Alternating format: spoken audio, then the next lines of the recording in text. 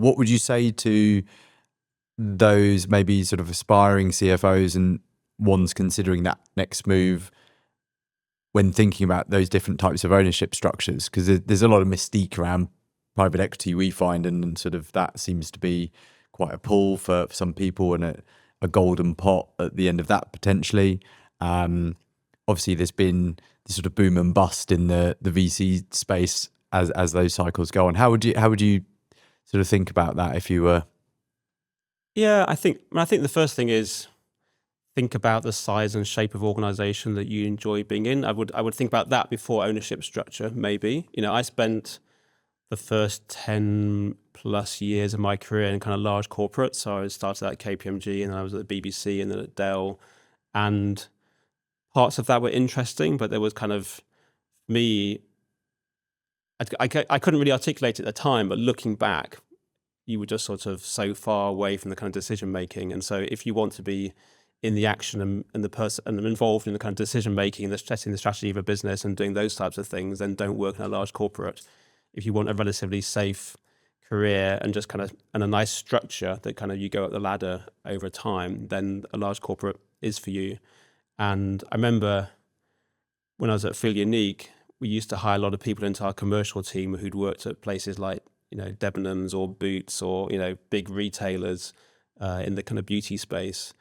And they would always say in the interview process, I want to work somewhere more dynamic and a bit more kind of fast moving. And then some of those would thrive on that, and others would go. And after like a few months, you realize they didn't really want it that fast paced or that chaotic. And they would kind of go, well, where's my kind of career development plan and that kind of thing. And you, as a small business, you have to try and do that, but you can't do it in the same way that a large corporate. So I think that's, and then you can go from, I've worked in, a pre-revenue startup with like 15 people, and that has its kind of other challenges. And particularly in your finance, you are the finance function. So you're doing everything from posting invoices to talking about investment with your investors and kind of worrying about the business is kind of future. So it's like a very condensed role, and that's fun, but some people would find that incredibly scary.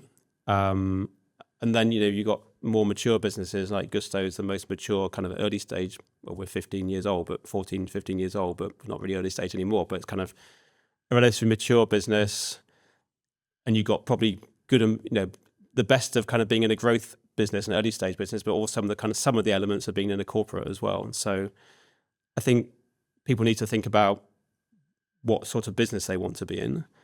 And then if you're lucky enough to then be able to sort of pick and choose around ownership structures, I think I read something recently where someone said, don't go into private equity just because you think you're going to make a ton of money out of it, because I don't know what the stats are, but how many people actually walk away with like a multi-million-pound check at the end of it? Probably not that many.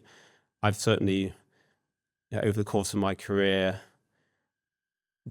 had some kind of equity return a few times, but I've also had more experiences of things where you think you're going to make a load of money and you don't. And so definitely don't go into things just because the money is great.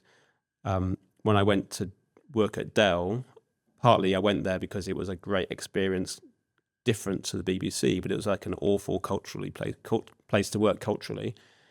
And I sort of consoled myself with the fact that the Dell stock price was going up by $1 or $2 every day for the first year or so that I went there. And then it completely crashed and I made no money whatsoever. But and so there was a kind of real learning for me in terms of, think about the organization and the culture and the people before the money, because the money may never happen. And I think probably the final thing I would say is you've got to try stuff.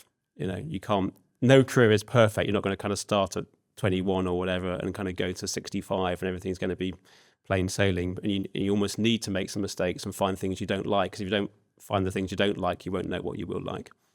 Yeah.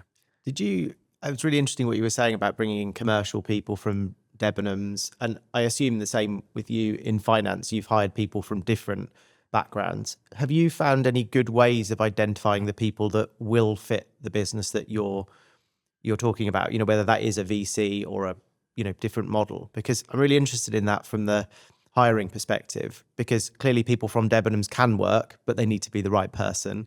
And there's some in Debenhams that couldn't be. So how have you found ways to kind of take the right gambles on the right people in that respect? And have you got better at that over the years in some way? Well, funny enough, I've done hardly any hiring in the last 5 or 6 years because I've been lucky to have like a very stable team at Gusto. So I've only hired one person directly to work for me, which was an interim maternity cover. But all of my direct reports were in Gusto before.